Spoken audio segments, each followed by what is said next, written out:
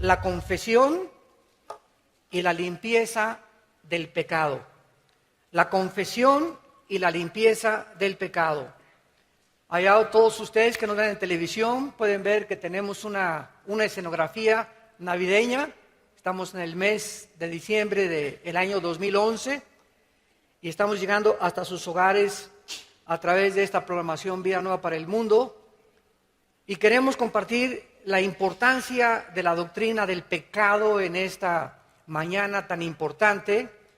Y es muy interesante que nosotros podamos asimilar y entender por qué Dios nos dice que seamos santos, porque Él es santo. En la primera carta de Juan, capítulo 1, versículo 5 en adelante, dice así la palabra de Dios. Este es el mensaje que hemos oído de Él y os anunciamos: Dios es luz y no hay ningunas tinieblas en Él. Si decimos que tenemos comunión con Él y andamos en tinieblas, mentimos y no practicamos la verdad. Pero si andamos en luz como Él está en luz, tenemos comunión unos con otros y la sangre de Jesucristo, su Hijo, nos limpia de todo pecado. Si decimos que no tenemos pecado, nos engañamos a nosotros mismos y la verdad no está en nosotros. Si confesamos nuestros pecados, Él es fiel y justo para perdonar nuestros pecados y limpiarnos de toda maldad. Si decimos que no hemos pecado, le hacemos a Él mentiroso y su palabra no está en nosotros. Esta conferencia es tan importante para todos ustedes como no se imaginan, porque les va a ayudar a disipar muchísima confusión y muchísimas tinieblas en lo que se trata acerca de la doctrina del pecado. El profeta Amós en el capítulo 3, versículo 3 del Antiguo Testamento hizo esta pregunta: ¿podrán dos caminar de acuerdo si no estuvieran juntos? ¿O podrán dos juntos caminar si no estuvieran de acuerdo? Creo que es lógico que si vamos a caminar con Dios y la Biblia nos dice que Él es luz, es necesario que estemos bajo la luz. Porque si Dios es luz y nosotros estamos en tinieblas, la palabra tinieblas en la Biblia siempre se relaciona con el pecado. La luz y la santidad, las tinieblas y el pecado.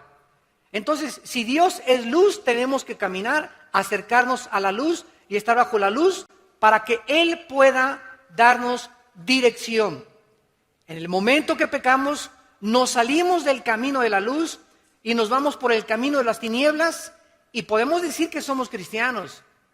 Podemos decir que venimos a la iglesia el domingo, pero si nosotros no estamos caminando en la luz con Dios, nuestra vida no tiene dirección, no tiene propósito, no tiene sentido. Hay confusión, hay tristeza, hay amargura, no sabes a dónde vas, haces compras que te arrepientes después, tomas decisiones que te lamentas después. ¿Por qué? Porque las hiciste bajo las tinieblas y no las hiciste bajo la luz.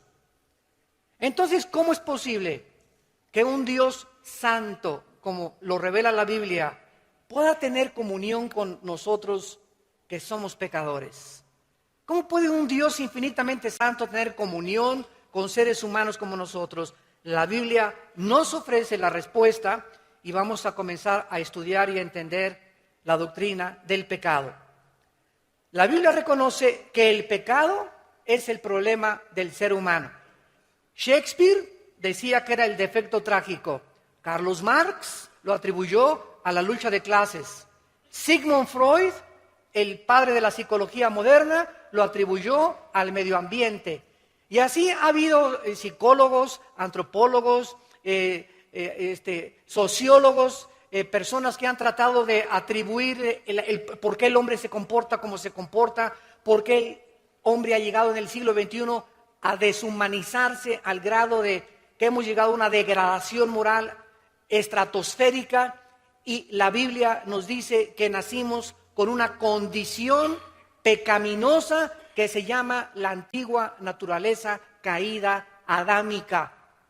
Hemos recibido por herencia todos los seres humanos lo que se llama una infección. En otras palabras, nacimos infectados. Desde Adán a nuestros días, todas las generaciones de los seres humanos, y la Biblia le llama a esta infección el pecado. Este pecado nosotros lo vemos y lo corroboramos en la experiencia con los niños. Y vemos que la Biblia, el diagnóstico que Dios nos da es correcto. A los niños, al año y medio, un niño de año y medio o 2 años es el dictador número 1 de su casa. Un niño de 2 años es un niño que siempre está queriendo que se le satisfagan sus gustos, que se le satisfaga todo lo que él demanda. A los 3 o 4 años ya no quiere sus juguetes, quiere los del otro niño. Y ya quiere esto y se tiran al suelo y comienzan con sus berrinches y como reguiletes en el suelo, hasta que nosotros entendemos que esta naturaleza de rebelión, de autosuficiencia, de demandar y de pedir, yo soy el rey que tiene los niños, y aunque son inocentes de esa condición, nosotros nos damos cuenta que ¿quién les enseñó a portarse mal? A los niños no les enseñamos a portarse mal, ya lo traen de naturaleza, les enseñamos a portarse bien. Porque la maldad viene inherentemente pegada a la naturaleza humana. Ahora, esta condición que se llama pecado, Cristo en la cruz del Calvario pagó por ella. Porque si tú hubieras muerto con esta infección, o si tú mueres con esta infección que se llama pecado, la paga del pecado es la muerte. El salario que esta infección demanda es la muerte, la separación eterna de Dios. Cristo en la cruz del Calvario paga por la condición con la cual nacimos, para que ningún ser humano pueda decir en el día del juicio, ah, Señor, ¿y yo qué culpa tengo del tonto de Adán que me heredó esta infección? Ahora sí que lo que él hizo me lo estás atribuyendo a mí. ¿Yo qué culpa tengo de haber nacido en pecado? Bueno, para que toda boca se callara y para que nadie juzgara a Dios como un ser injusto, Dios mismo, Él mismo, paga por esta infección con la cual tú y yo nacimos. Y Dios nos dice que cuando Cristo muere en la cruz, Él paga por el castigo y la condenación eterna, que esta condición con la cual nacimos nos iba a llevar al infierno eternamente si Él no hubiera pagado por nosotros. Entonces, esta condición es la que pagó Cristo. Pero el cristiano que sabe que Cristo ya pagó por esta condición de pecado, dice la Biblia, Romanos 8:1, ya no hay ninguna condenación para el que está en Cristo Jesús. O sea, los cristianos ya fuimos juzgados por esta condición de pecado en la cruz del Calvario. Dice Juan 5:24, porque cualquiera que oye mi palabra y crea al que me envió, no vendrá a condenación. Esta palabra griega es krino, que significa juicio. El cristiano al morir ya no va al infierno, porque ya alguien pagó en la cruz por la condición con la que yo nací. Pero el cristiano que ya sabe que Cristo pagó por él, descubre que sigue haciendo malas acciones. Entonces pongan atención. Una cosa es en la Biblia la palabra pecado singular, otra cosa en la Biblia es la palabra pecados plural. Pecado, cuando veas en la Biblia singular, es la condición con la que nacimos, la que pagó Cristo en la cruz. Pecados son las acciones que se derivan de esta condición con la cual nacimos. Entonces, aunque tú te hubieras portado mejor que San Anselmo y que Santa Rita de Casia, y que al morir se descubriera que nunca rompiste ni un plato y que jamás le hiciste ninguna grosería a nadie, cosa que es imposible, ¿verdad? Desde luego, me estoy yendo al extremo. Si tú mueres, aunque no le haya hecho mal a nadie, te condenas al infierno. ¿Por qué? Porque la condenación no son por las acciones, sino por la condición con la cual naciste, que nunca fue cubierta bajo la sangre del Hijo de Dios. Entonces la gente está tratando de hacer buenas acciones, de portarse bien, tener una religión, persinarse, cumplir con su religión, etcétera, etcétera, para poder creer que Dios les da la entrada al cielo. Pero vuelvo a repetir, si la salvación fuera por hacer buenas obras, ¿para qué Cristo murió en la cruz? Fue un desperdicio. Dios nos hubiera dicho entonces, miren mis hijitos, mis chiquilines, se me portan bien, budistas, pórtense bien, católicos, pórtense bien, testigos de Jehová, pórtense bien, mormones, pórtense bien, judíos, pórtense bien, maometanos, pórtense bien. A todas las religiones, Dios hubiera dicho, todas las religiones salvan, solamente que todos se porten bien. Eso hubiera dicho Dios y Cristo no hubiera tenido que morir en la cruz. Pórtense bien, hagan lo mejor que puedan. Cumplan de vez en cuando con su religión, oren 3 veces al día y nos vemos en el cielo. Pero Cristo en el huerto de Getsemaní cayó de rodillas y al darse cuenta que no había ninguna otra manera en la que nosotros fuésemos perdonados por nuestros pecados, comenzó a sudar gotas de sangre. Y le dijo al Padre, Padre mío, si es posible, ¿qué no hay otra manera de que se salven? ¿No podría bajar Miguel el arcángel y morir por ellos? ¿No sería bueno que mejor les dijeras, pórtense bien mis niños, todas las religiones salvan con tal de que no hagan malas obras?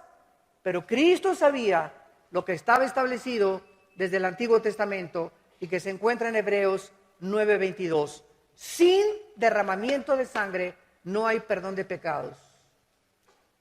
Esta es la forma como el Dios de la Biblia escogió la salvación. Él es el soberano, el legislador de la moral, y no nos dejó a nosotros que nosotros tuviéramos la opción de decidir cómo nos vamos al cielo. Pero como el ser humano desconoce la Biblia, el ser humano inventó las religiones. ¿Y qué son las religiones? El esfuerzo de los seres humanos al desconocer la obra de Cristo y la palabra de Dios para poder hacer lo mejor que se pueda para poder entrar después de muertos al cielo y tener la vida eterna.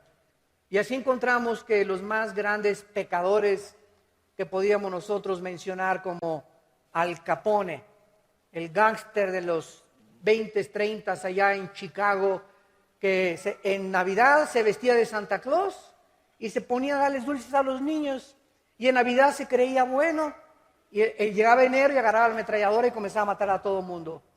Pero en Navidad se persinaba y después se portaba como el anticristo. ¿Y cuánta gente, sin exagerar, se porta de la misma manera? Tienen un amante, cometen adulterio, pero eso sí, el domingo no faltan a su iglesia. ¿Cuánta gente sigue robando, sigue transando, sigue extorsionando, sigue dándole malos ejemplos a sus hijos, sigue siendo infiel a su esposo o a su esposa, pero el domingo están bien persinados hasta con la estampita de San Anselmo? Esta actitud Cristo le llamó hipocresía. La palabra hipócrita viene del griego, que es actor. La palabra actor viene del latín, que es una persona que se pone una máscara o actúa ante un público con una actuación especial que no es de él, con un papel que no le corresponde. Él está actuando, se mete el personaje en su vida y lo refleja ante el público. Ese es un actor. Y las personas que mejor manifiestan una actitud que no son de ellas, les dan un premio que se llama el Oscar en California cada año. Entonces, el cristiano que manifiesta una actitud y dice, yo estoy bien, yo soy cristiano, y sin embargo camina en las tinieblas, la Biblia dice, es una persona mentirosa, porque Dios es luz. Y si queremos caminar con Dios, tenemos que caminar en la luz. Ahora, vamos a Romanos capítulo 6. Y vamos a ver esta diferencia entre lo que es el pecado singular y lo que son los pecados plural, que son las acciones que se derivan de la condición con la cual nacimos. Por ejemplo, en Romanos 6, que es el capítulo más excelso de todo el Nuevo Testamento en cuanto a la doctrina del pecado, dice en el versículo 7, el que ha muerto ha sido justificado del pecado. ¿A qué se refiere Pablo con esta declaración? Bueno, cuando tú recibiste a Cristo y cuando yo recibí a Cristo, ¿qué sucedió? La Biblia dice en los primeros 3 versículos de este capítulo que cuando Cristo moría, pongan atención, cuando Cristo moría en la cruz, tú y yo que tenemos a Cristo estábamos con Él. Cuando Cristo fue enterrado, fuimos enterrados con Él. Y cuando Cristo fue levantado de entre los muertos, nosotros estábamos siendo resucitados con Él. Y tú me preguntas ahorita, oiga, pero yo estoy aquí 2000 años después, vivito y coleando. Yo no entiendo eso. Bueno, no lo entiendes porque vives en 4 dimensiones. Altura, anchura, profundidad y el tiempo, que es la 4ª dimensión. Dios es un Dios hiperdimensional. Y Dios nos dice que cuando hace 2000 años Cristo moría, yo moría con Él. Yo le dije, Señor, pero aquí estoy 2000 años después. Es que Dios dice, tú estabas con Cristo muriendo. Cristo estaba en la cruz pagando por tus pecados, Armando, pasados, presentes y futuros. Cuando Cristo fue enterrado, tú fuiste enterrado con Él, y cuando Él fue resucitado, tú fuiste resucitado con Él. Entonces, tú y yo, que tenemos a Cristo, la Biblia nos declara muertos. La palabra muerto no significa cesación de existencia. Apúntalo. La palabra muerte en la Biblia significa separación. No significa cesar de existir, significa separación. Estamos separados ante los ojos de Dios del juicio final. Ya Dios no nos va a juzgar porque nos juzgó ya en la cruz. Ya Dios no nos puede juzgar 2 veces porque ya nuestro juicio lo llevó Cristo y ahora somos nuevas criaturas en Él. El mundo no lo conoce, pero Dios sabe que somos nuevas criaturas en Cristo. Voy a explicarlo en otros términos. Viene ante la silla eléctrica el pitirijas, tijas, cuijas. Y aquí está el juez. Mire, señor Pitirijas, la sentencia contra usted es la pena capital por estos delitos. Y el juez toma su expediente: asesino en serie, mató, violó, fue pederasta, fue todos los crímenes que tú puedas atribuirle a esta persona. Esto es lo que dice el expediente y el juez, el jurado, dicta que el Pitirijas es culpable. Entonces, el Pitirijas lo sientan en la silla eléctrica y se ejecuta la sentencia de la pena de muerte sobre el Pitirijas. En ese momento el Pitirijas lo tienen que enterrar porque ya se murió. Si el Pitirijas resucitara y se le apareciera al juez, el juez que lo sentenció, en el momento en que el Pitirijas murió, el juez destruyó su expediente. El juez ya no tiene ningún expediente contra él porque ya se ejecutó la sentencia. ¿Me van siguiendo? Entonces, cuando nosotros resucitamos con Cristo, dicen Colosenses 2, 14 al 16, que el acta de los decretos, el expediente que tú tenías, borracho, parrandero y jugador, y aunque no hubieras hecho absolutamente nada, en Cristo Jesús fue clavado mi expediente. Y cuando Cristo murió en la cruz, se dictó la sentencia contra mí y contra ti. Y cuando Cristo resucitó, resucitamos para una nueva vida. Y en ese momento, Dios agarra nuestro expediente y lo rompe. No existe ya ningún cargo, ninguna acusación, ninguna condenación contra tu vida ni contra mi vida. Porque Cristo lo pagó todo. Absolutamente todo. Y ya no tengo que acordarme de lo que hice hace 5 años, de lo que hice hace 10 años, de lo que hice antes de que fuera cristiano, los 10 abortos que tuviste, mataste a 30 personas. No importa que tus pecados hayan sido tan negros como el carbón, la sangre de Cristo los limpió eternamente.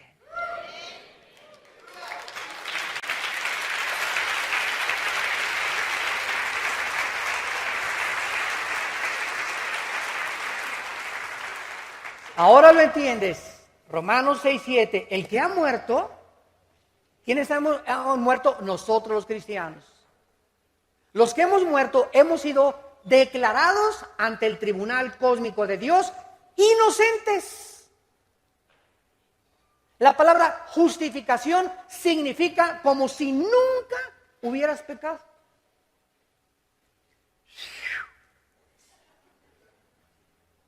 El ladrón junto a la cruz volteó y le dijo: Señor, acuérdate de mí cuando vengas en tu reino. Y los fariseos que estaban abajo en la cruz: ay, sí, qué fácil, ¿no? Después de todo lo que hiciste, ¿no? Ay, sí.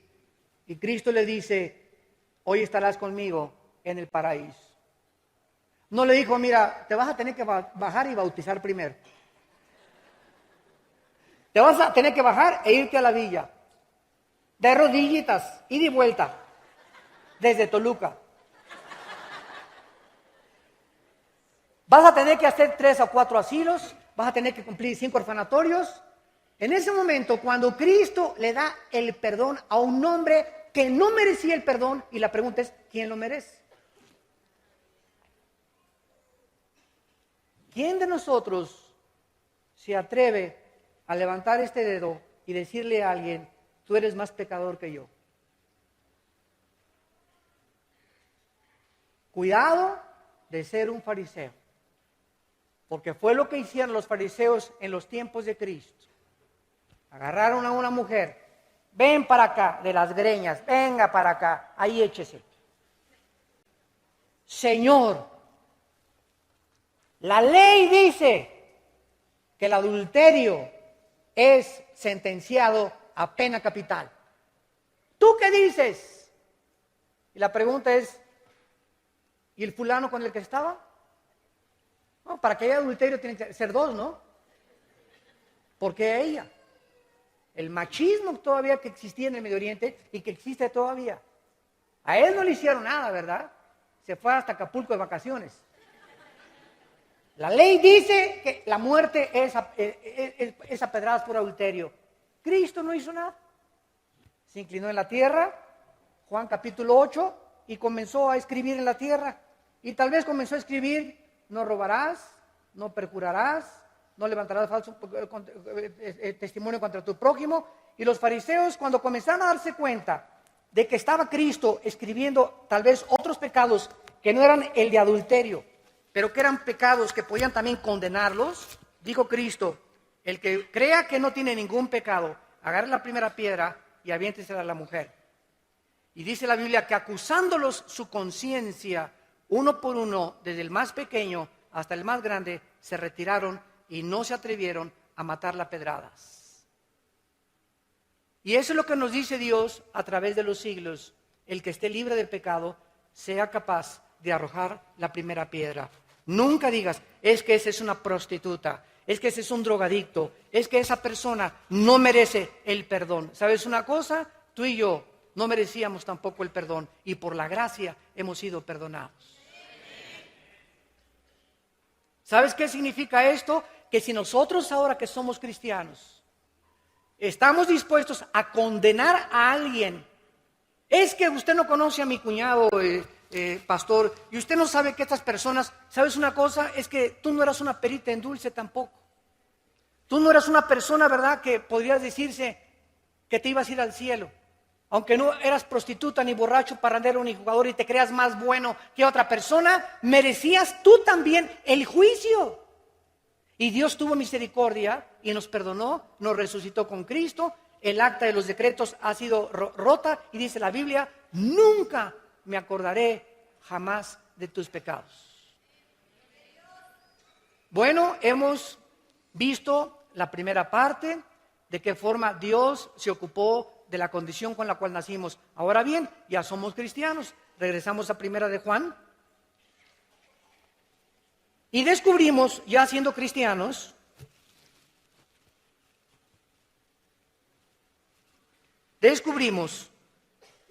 que seguimos pecando, ¿no es verdad? En otras palabras, que seguimos cometiendo malas acciones. Un cristiano no es una persona que ya no peque.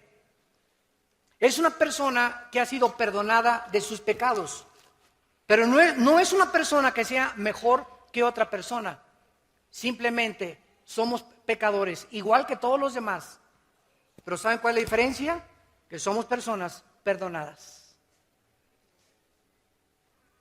Yo no soy mejor que mi cuñado que no es cristiano, que mi cuñada que no es cristiano, que mi tío que no es cristiano. Yo no soy mejor que ninguna persona y jamás me atrevería a decir que soy mejor. Simplemente soy un pecador igual que ellos, pero la diferencia es que ellos no han sido perdonados y yo recibí el perdón de mis pecados. Por lo cual vivo humillado, por lo cual vivo ahora con compasión, porque al igual que mi familia que no tiene a Cristo y a mis amigos que no tienen a Cristo, así vivía yo. Y ahora tengo compasión en mi vida para orar por ellos y que ellos puedan alcanzar la gracia que yo alcancé. ¿Me van siguiendo? Dice la Biblia en Primera de Juan, capítulo 1, en nuestro pasaje, versículo 6, si decimos que tenemos comunión con Él y andamos en tinieblas, mentimos y no practicamos la verdad. Pero si andamos en luz, como Él está en luz, tenemos comunión unos con otros y la sangre de Cristo nos limpia de todo pecado. Vean esto con atención. Aquí está la luz, aquí están las tinieblas. Muy bien, cuando venimos a Cristo pasamos del reino de las tinieblas, somos trasladados, Gálatas 1, al reino de la luz. Ya estoy bajo la luz, bajo la gracia y la misericordia de Dios. Ahora Dios me dice, Armando, tu salvación ya no la puedes perder. ¿Por qué? Porque te la regalé. Tú no hiciste nada por ella, no la compraste, no te portaste bien, es por gracia, no por obras. Pero ahora, si tú pecas, te vas a salir de la luz y vas a regresar a las tinieblas, no vas a dejar de ser cristiano, pero puedes regresar a las tinieblas y cuando estés en las tinieblas, cuando en tu vida haya pecado no confesado, el primer síntoma es que no te vas a poder relacionar ya con tus hermanos. Porque solamente estando en la luz podemos tener comunión. Si tú no te llevas con alguien, es porque tú estás en la luz y esa persona no está en la luz. Si tú eres una muchacha que estás guardando tu virginidad y tienes amigas que se acuestan con su novio, no te vas a poder llevar con ellas porque te van a perseguir, te van a criticar, se van a burlar de ti. Si tú eres un hombre que no te emborrachas con tus amigos o con tu familiar, te van a ver como un bicho raro. ¿Por qué? Porque están en las tinieblas y tú estás en la luz. No hay nada común de comunión entre una persona que vive en pecado y una persona que vive en la luz. Solamente cuando vivimos en la luz podemos comunicarnos, tener compañerismo unos con otros, porque pensamos lo mismo, hacemos lo mismo, nuestras metas son las mismas, porque estamos bajo la luz. Por eso no te puedes casar con una muchacha que vive en tinieblas. Fíjate, tú estás en la luz y nos casamos. Véngase para acá, mi nena. Y aquí está. Y se pone en terreno neutral. No hay terreno neutral. La persona que está en la luz dice, véngase, mi nena, para acá, la voy a convertir. No es cierto. Hasta que se convierta te casas. Se va a convertir cuando ya estemos casados. En la luna de miel le voy a hablar del Señor y le voy a cantar el cantar de los cantares, ¿verdad? Y nada de esto son puras suposiciones y especulaciones. No es verdad, no es verdad. Estás mintiendo, te estás engañando porque el pecado engaña. El momento que una persona se casa con una persona que no es cristiana, te sales de la luz porque te sales de la obediencia. Dios dice, 2 Corintios 6:14, no te unas en yugo desigual con los incrédulos. Y si tú lo haces, ¿qué estás haciendo? ¿Qué es el pecado? Desobedecer a Dios. No me interesa lo que tú dices. Véngase para acá, mi nena, nos cansamos y tú pasas de la luz a las tinieblas. Y lo más seguro es que ella o que él te arrastre a el mundo de las tinieblas. No vas a poder tener comunión con él, ni ella contigo, ni tú con él. Van a descubrir en la luna de miel o después de la luna de miel que no son afines.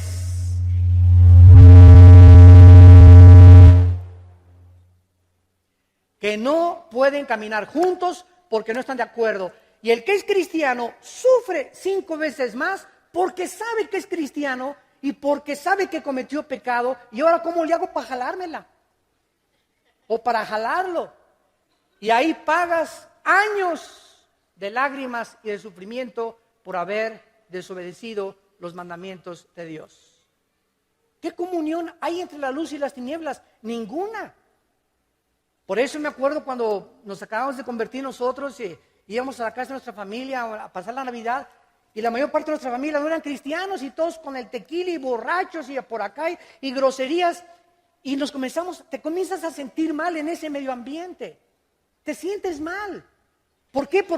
Porque ya tu naturaleza es santa.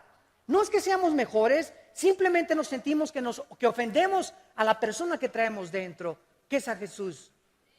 Entonces, ya sabes que vengo a darle el regalo de Navidad y ahí nos vemos 15 minutos, pero no podemos seguir ahí por el ambiente tan degradado a lo cual llega la gente que no tiene a Cristo. Y esta es la razón por la cual ellos, dice la Biblia, nos van a perseguir, nos van a odiar tu familia, tus amigos, tus compañeros de oficina, porque ellos quieren que tú hagas lo que ellos hacen. Y la gente no soporta que nadie sea diferente a ellos. Quieren que seas como ellos, Juan Charrasqueado. Vean el segundo principio en el versículo 7. Ya vimos, si andamos en luz, como Él está en luz, tenemos comunión. La comunión es bajo la luz. No hay otra forma de tener comunión más que bajo la luz. Hermano, pero mi esposa, los dos somos cristianos y ella anda mal. Por eso los pleitos y todo, porque ella anda mal. Ahora tú no la vas a cambiar. Ora por ella, síguela amando. Déjasela a Dios. Hermano, mi esposo es cristiano, pero él anda mal. Precisamente porque anda mal, ya no hay comunión entre ustedes. Ya hay chispas y no se arreglan los problemas, y rencores y odios y gritos y sombrerazos en el hogar, a pesar de que son un matrimonio cristiano. La esposa se da cuenta que él está mal, a sombrerazos no lo vas a cambiar. Híncate, síguelo amando a tu esposo y ora por él. Esta es la forma en la que nosotros traemos al que se ha bajado del barco para volverlo a subir al barco otra vez, mandándole el salvavidas de la gracia de Dios, orando por su alma y diciéndole: Señor, ten misericordia de mi esposo. Yo lo sigo amando, yo la sigo amando, pero tú eres el único que lo puedes cambiar o que la puedes cambiar. A menos que haya adulterio, ¿verdad? Que es la única justificación y abandono de hogar para que haya divorcio. Dice el versículo 7 que cuando andamos en luz, como Dios es luz, tenemos comunión, y vean esto con lupa y con microscopio. Y la sangre de Jesucristo, su Hijo, nos limpia de todo pecado. Vean esto con cuidado. Aquí está la luz, aquí está Dios. Aquí están las personas en tinieblas. La sangre de Cristo tiene efectividad bajo la luz, no bajo las tinieblas. En otras palabras, Si yo estoy en tinieblas y confieso mi pecado, Padre, perdona mis pecados, ya no estoy pidiendo que me perdone mi salvación, porque ya soy salvo. La salvación no la puedo perder. Estoy pidiendo perdón para mantener mi comunión con Dios. El cristiano que peca no pierde la salvación, pierde su comunión. Nos separamos de Dios en comunión. Dios no oye mis oraciones. Dios me va a disciplinar, Hebreos 12, porque Dios al que ama disciplina, y me va a dar duro con el cuero y voy a sentirme triste y miserable porque Dios no puede tener comunión conmigo y Él anhela que yo regrese. Me ama tanto y el Espíritu me ama tan celosamente que Dios quiere, que prefiere Dios aquí cuando estoy aquí dejarme aquí manco o cojo o mandarme a la cárcel o mandarme una enfermedad gravísima, algo que me conmueva y me sacuda las fibras más íntimas de mi ser para hacerme regresar con Él.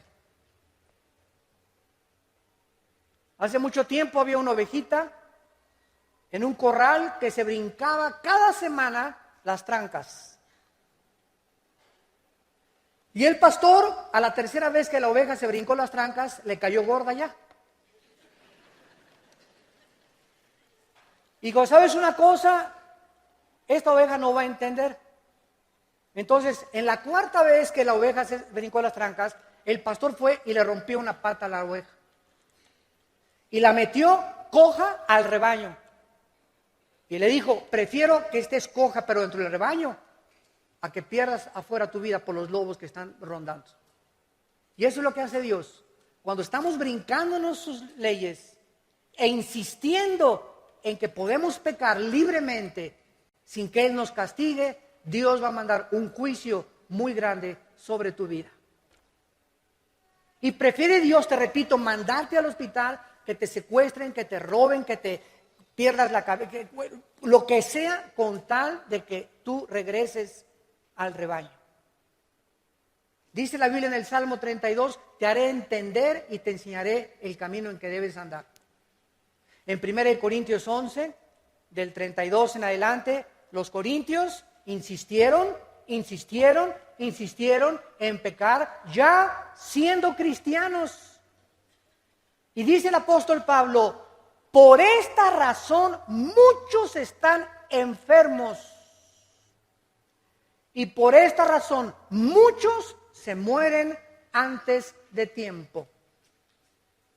Dios comenzó a juzgar la iglesia de Corinto, mandando enfermedades, Dios y permitiendo que el diablo los enfermara y que muchos se murieran antes de tiempo.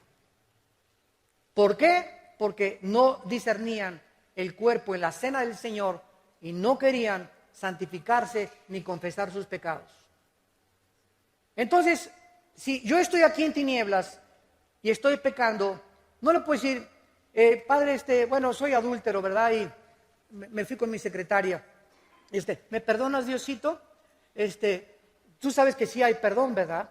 Pero ¿sabes una cosa? El perdón es hasta que estás en la luz.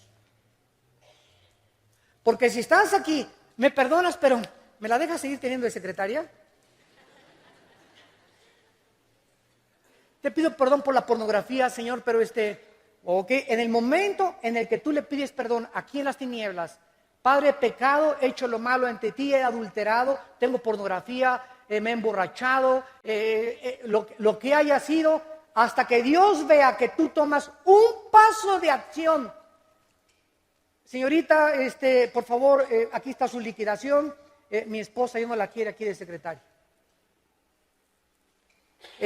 Vas con la pornografía hoy mismo en la noche a tu casa, rompes esos videos, los sacas de la llanta de refacción que los tienes escondidos ahí en tu coche y los quemas. Y cuando Dios ve que damos el paso del arrepentimiento, inmediatamente el arrepentimiento sincero nos lleva otra vez a la luz. Y ahí la sangre de Cristo nos vuelve a lavar de todo pecado.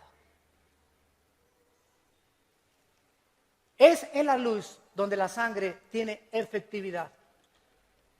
¿Y qué dice el versículo 9? Si confesamos nuestros pecados, es todo. ¿Qué significa confesar? es una palabra griega que significa ponerte de acuerdo con alguien de algo que hayas hecho. Antes de ser cristiano, lo único que dijimos fue: Señor, soy pecador. No le dije todos mis pecados a Dios para salvarme, o tú sí. En el desayuno ayer, ¿verdad? Mucha gente: Padre, reconozco que he pecado, es todo, he pecado. Y viene la salvación y viene la gracia. Pero ya siendo cristianos, tenemos que hacer de la confesión un hábito. De cada vez que yo hago malo, ¿qué le digo a Dios? Esa pluma que yo me llevé tirada en la iglesia, Señor, tú le llamas pecado, me pongo de acuerdo contigo, porque es pecado, y voy y la devuelvo. A los pastores: me encontré esta pluma tirada, esta cartera tirada. Te pones de acuerdo con Dios, y cuando te pones de acuerdo con Dios, la sangre de Cristo te limpia de toda maldad. Hace algunos meses, les cuento este detalle rápidamente. Iba saliendo yo del aeropuerto de Dallas, ya venía yo para México, y me eché en reversa y le hice una bolladurita muy pequeña a un carro que estaba atrás de mí en el estacionamiento. No había nadie me estaba viendo. Y dije: pues, se lo pague su abuelita. Se los digo sinceramente, ¿no? Así somos de tremendos, ¿verdad? En ese momento no andaba muy espiritual yo. Y iba saliendo del estacionamiento, y así fue una cosa tan increíble lo que me sucedió, que vino a mi mente: si eres fiel en lo poco, en lo mucho lo serás. Y si eres infiel en lo poco, en lo mucho lo serás. Y en ese momento Dios me dijo: ¿qué prefieres? ¿Tener tu conciencia limpia de mí o llegar tarde a México? Y me eché en reversa, saqué una tarjeta mía personal, se la puse en el parabrisas y le puse mi teléfono. Le dije: por favor, cheque su defensa, tiene una bolladura, háblenme por teléfono, estoy dispuesto a pagarle su compostura. Bueno, yo regresé el lunes o el martes a Dallas, y me habla por teléfono. Esta persona era una viejita, y me dice: ¿quién es usted? Y le digo: soy fulano de tal. Me dice: ¿pero por qué hizo eso? Y le dije: porque creo que es lo menos que puedo hacer siendo cristiano. Usted es cristiano, con razón, me dice. Y le digo: ¿por qué? Me dice: porque fíjese que se lo platiqué a mi hijo, y mi hijo dijo: solamente un loco podía hacer eso. Me llamó loco.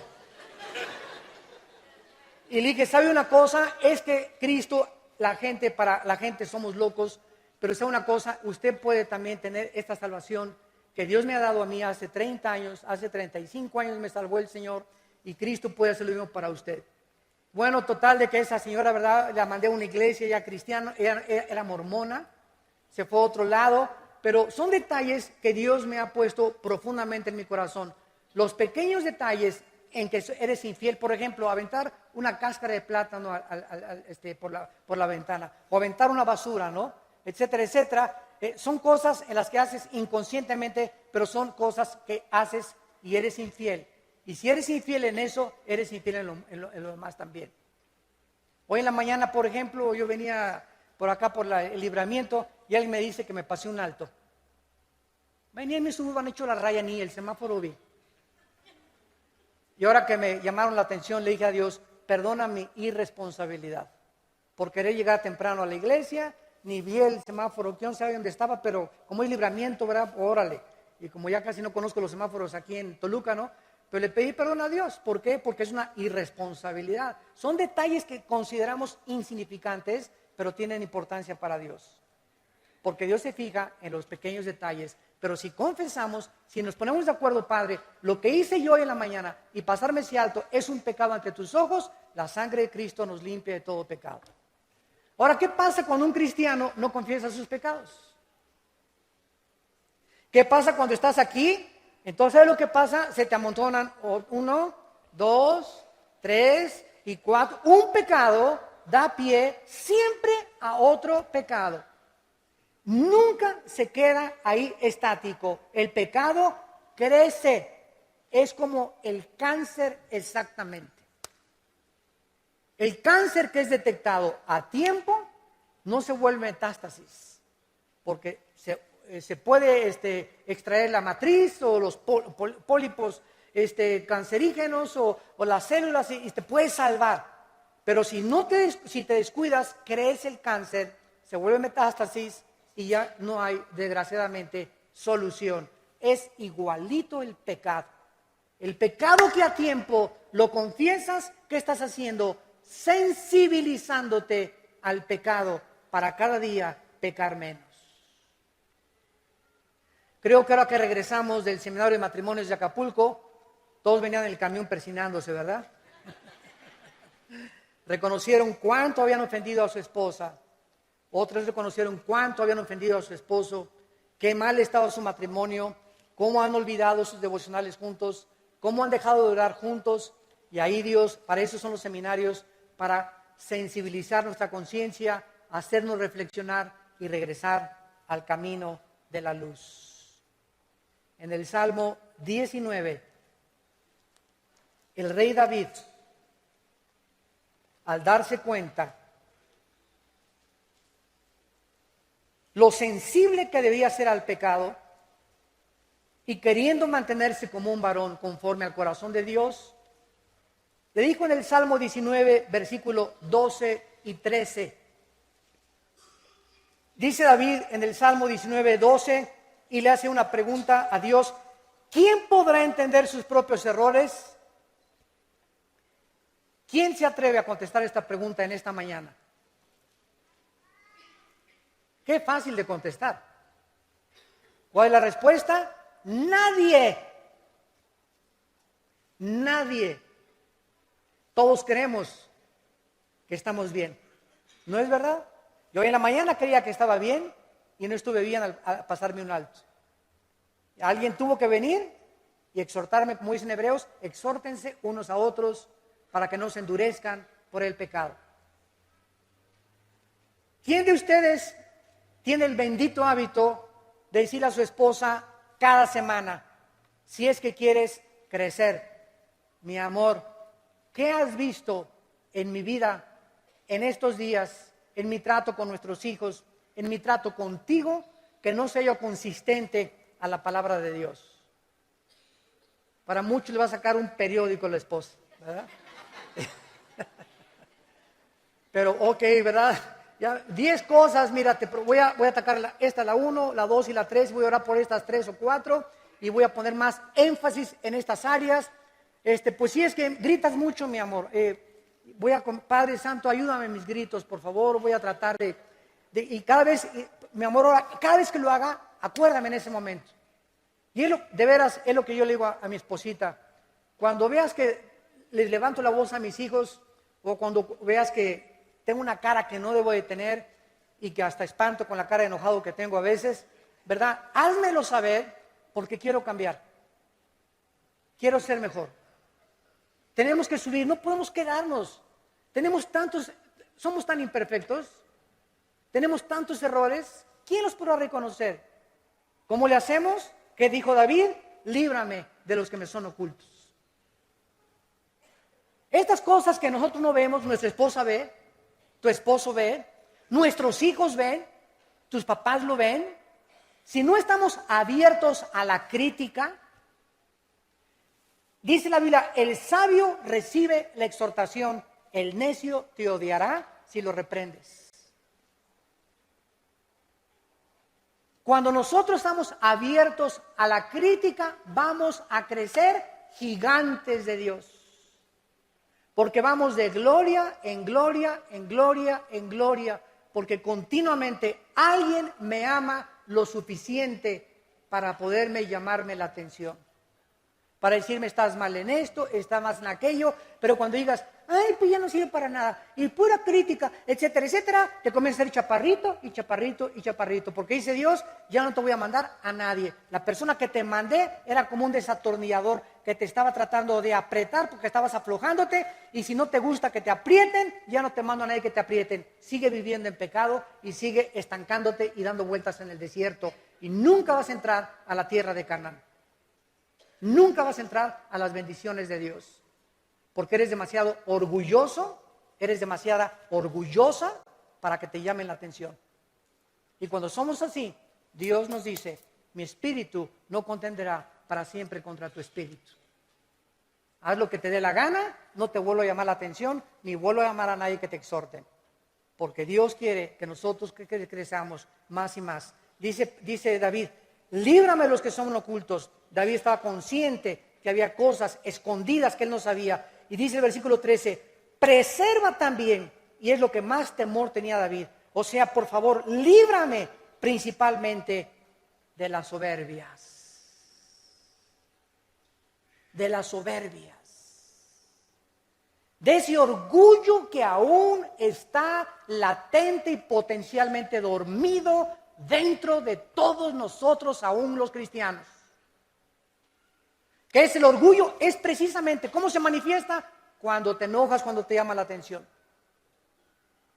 Las personas más orgullosas son las que les dices algo y no te hablan en 3 semanas. Hasta en 6 meses. Porque tienen un orgullo de la Torre de Babel. No soportan que alguien les diga, estás mal. ¿Y no te has visto tú? Te contestan. ¿La cara de sapo que tienes? Pues, ¿sabes qué, mijita? Ya no te vuelvo a decir nada, ¿verdad? Presérvame que no se enseñoreen de mí. Cuando el orgullo comienza a crecer desapercibidamente en nuestra vida, comienza a gobernarnos. Y nos convertimos, escúchenme, para terminar, en orgullosamente humildes. Orgullosamente humildes. Porque nos creemos humildes orgullosamente. Estoy orgulloso de mi humildad.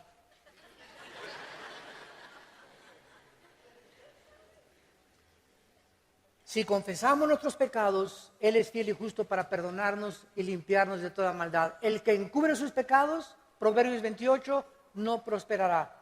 Mas el que los confiesa y se aparta, alcanzará misericordia. ¿No quisieran muchos de ustedes en esta mañana, en la que la Biblia, a través del Espíritu Santo, los ha ido convenciendo a cada uno de ustedes y a mí también, de nuestros pecados, de nuestros errores, de nuestras imperfecciones? ¿No quisieras en esta mañana ponerte a cuentas con Dios, confesarle tus pecados y salir por esa puerta con una paz que sobrepasa entendimiento y con la seguridad de que hemos sido lavados con la sangre de Cristo? Oremos. Gracias, Señor, por tu preciosa palabra. Gracias, Señor, por haber llevado nuestro juicio en la cruz y haber pagado por nuestra condenación eterna.